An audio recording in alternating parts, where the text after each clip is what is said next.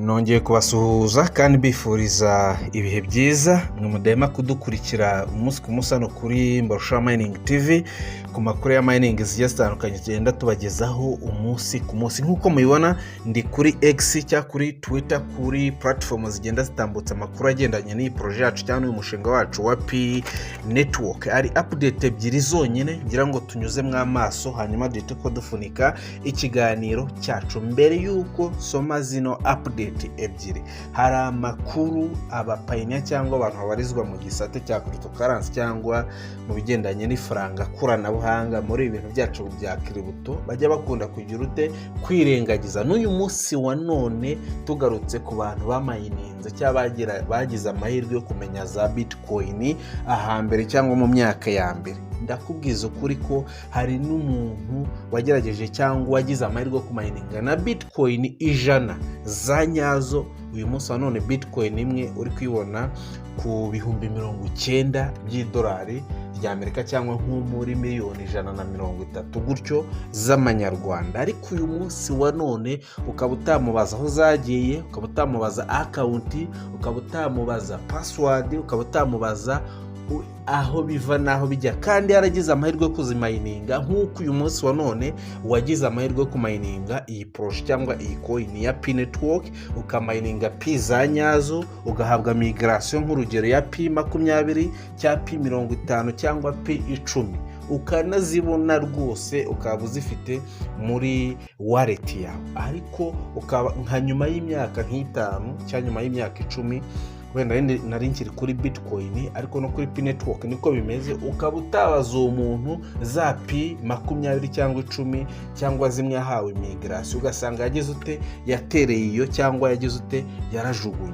Mbere yuko dusoma iyi update, njya nkunda kubabwira umunsi ku munsi, rimwe na rimwe nkoze video amafaranga yose agiye kugira agaciro arabanza agata agaciro, ukabona ko nta n'ikigenda, ku buryo wenda nawe ureba iyo coin cyangwa ureba iryo faranga ugati ntabwo iri rizatanga amafaranga. Ariko isaha ni isaha, cyane ko by'umwihariko tutatubona ko rifite ejo hazaza hazima cyangwa ibikorwa byayo cyane n'ukuntu project cyangwa umushinga uteguye cyangwa wubatse, n'ujyayo no muri white paper z'uyu mushinga wa P Network ugasoma ukanyuzamwo amaso, uzagerageza gusobanukirwa uyu mushinga wa P Network. Ndakubwiza ukuri ko umubare nyamwinshi wamaze kubivamo, kandi iri ni ifaranga rizagira agaciro kadasanzwe.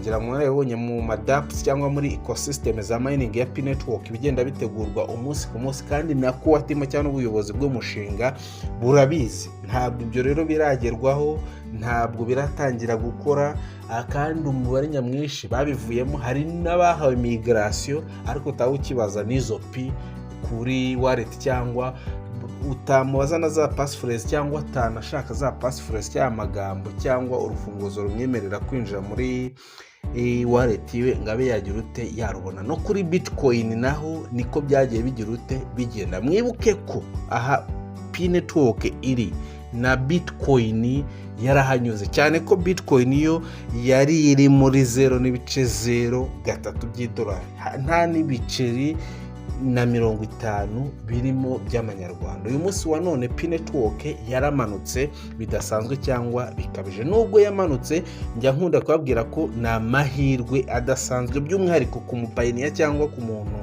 wagerageje gusobanukirwa neza iyi project cyangwa uyu mushinga. Ni amahirwe adasanzwe nkunda kugira ute kubiva, kubera ko nimba dutegereje cyangwa nimba turi kubona ko P Network mu hazaza hayo cyangwa mu minsi iri imbere dushaka kuzayibona mu bihumbi 300 by'idolari nk'uko bigenda bigaragazwa muri platform cyangwa bigaragara muri ecosystem za mining ya P Network n'amadapps yiteguye kuzakora. Nimba ubona ibikorwa cyangwa ubona ko ushobora no kuzagira mu gihumbi cy'idolari, ukaba uri kwibona muri 0.15 by'idolari, mu by'ukuri ni amahirwe adasanzwe. Reka twisomere iyi update hanyuma duhite ko dufunika n'ikiganiro cyacu. P Network is making history. Ndajyanga ko kantu mukumbi. P Network is making history, irimo irandikisha cyangwa irakora amateka. Okay, navuga ngo ahangaha hose iri kugenda inyura nk'uko natangiye mbivuga. na bitcoin yarahanyuze kugira ejo nubona pi iri mu 314,159 by'idolari cyangwa igeze no mu madolari 10 uzibuke ko yageze muri 0.15 by'idolari. Wibuke ko yageze cyangwa uzibuke ko yageze muri 0.2 by'idolari. The world largest identity verified blockchain built on real people, real trust and real decentralization. KYC verified pioneers, secure identity, millions connected worldwide, stronger network, stronger real P network. Mu by'ukuri iyi proje cyangwa uyu mushinga wa P network ni proje yubatse mu buryo busobanutse ku kigero kiri hejuru 100%. Ngira ngo mwabonye ko mbere yuko wemererwa rino faranga cyangwa no ko warishyira kuri wallet yawe ya P network ubanza gufungura account, ugakora mining, ugahabwa KYC, ukayipasinga, igihe cyagera ugahabwa migration, ugategereza ko P cyangwa iminsi 14 irangira za P ukaba wamenya cyangwa wakemererwa ko watangira kuzikoresha. Icyo ni kimwe kugira account yawe ibe verified. Ngira ngo umubare nyamwinshi abantu babarizwa muri cryptocurrency by'umwihariko muri ibintu byacu dukora mu by'ukuri harimo cyangwa iyi proje ya P network ibarizwamo amamiliyoni n'amamiliyoni y'aba pioneers, cyane ko yego na bitcoin bagerageje kwitabira ariko mwibuke ko n'abantu ba mbere cyangwa bahambere, cyane ko na bitcoin yatangiye kuza cyangwa yamenyekanye mu by'ukuri ibintu by'ikoranabuhanga bitaratera imbere cyane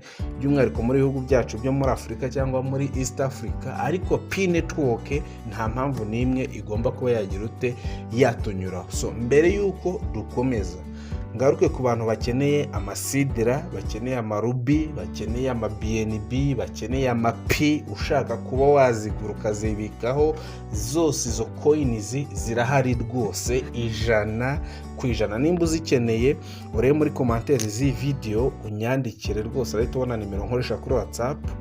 Nimba ukeneye izo sidra cyangwa izo rubi cyangwa izo pi cyangwa izindi coins zigiye zitandukanye unyandikire ndaziguhereza. Kandi nanone ushobora kuba ufite nka sidra cyangwa ufite nka rubi cyangwa ufite nka pi nyinshi ukeneye amafaranga, nanone rwose unyandikire ndaguhereza amafaranga dukore exchange aho waba uherereye hose ku isi hose, waba uri ku mugabane w'Uburayi cyangwa uri muri Afurika, izo service turazibafasha. So nimba uri mushyashya akaribwo bwa mbere ugeze hano kuri Mbarusha Mining TV, nakubwira ngo kanda kuri subscribe, ufungure inzogera kugira ngo tubana muri updates zigiye zitandukanye.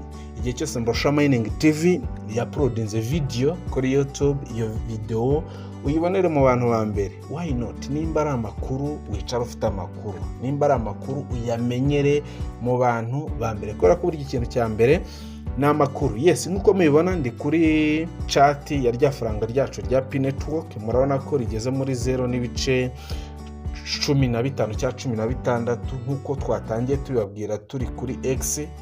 Mu by'ukuri ni amakuru meza cyangwa ni inkuru nziza, ni n'ibintu bishimishije kubona rino faranga riri muri 0.15 kugira umuntu uwo ari wese cyangwa umupayiniya cyangwa undi wa mininze P nkeya bimworohere cyangwa azabashe cyangwa abashe kuba yanakibikaho izo P 10.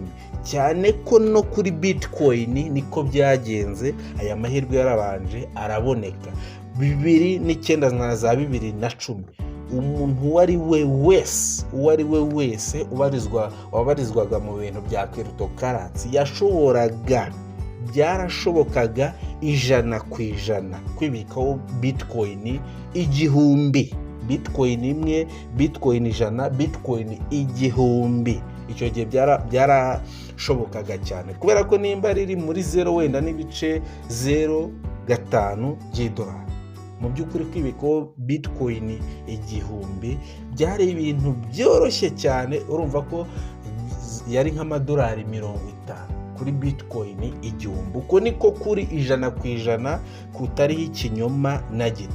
no kuri P network nabyo urabona ko iri muri 0.16 birashoboka ko wakibikaho P 1000, P 100 birashoboka, bya P 10 z'idolari 1.6 birashoboka cyane ahangaha. Ariko umunsi wayibonye mu madolari 100 cyangwa mwakira giciro cy'umbi 312.59 by'idolari, ari no mpamvu twatangiye kuri X tuvuga ngo cyadusoma update iriho igaragaza ko P network iri kugenda ikora amateka cyangwa yandika amateka. Mu by'ukuri nawe ubwawe byazagutungura uyibonye, ni wayibona mu madolari 10 warayibonye muri 0.16 by'idolari, byazagutungura cyane. Niyo mpamvu rero igihe cyose tubonye update cyangwa amakuru nk'aya ngaya tukora ibishoboka byose tukayageza ku banyamuryango cyangwa ku bantu bose badukurikira, by'umwihariko ku bintu by'ifaranga koranabuhanga, kugira buri wese yifatire umwanzuro amenye icyo gukora. Wibuka ko Bitcoin yavuye naho igeze uyu munsi wa none, yewe ko P network iri wenda unatekereza tese mu myaka 10 cyangwa mu myaka 5 iri faranga rizaba rigeze, hanyuma ufate decision. Ndi gusoza mbashimire cyane, mukomeze mukande kuri subscribe, mufungure inzogera kugira tubana muri updates zigiye zitandukanye hano kuri Mbarusha Mining TV. Ciao ciao, ndabakunda cyane.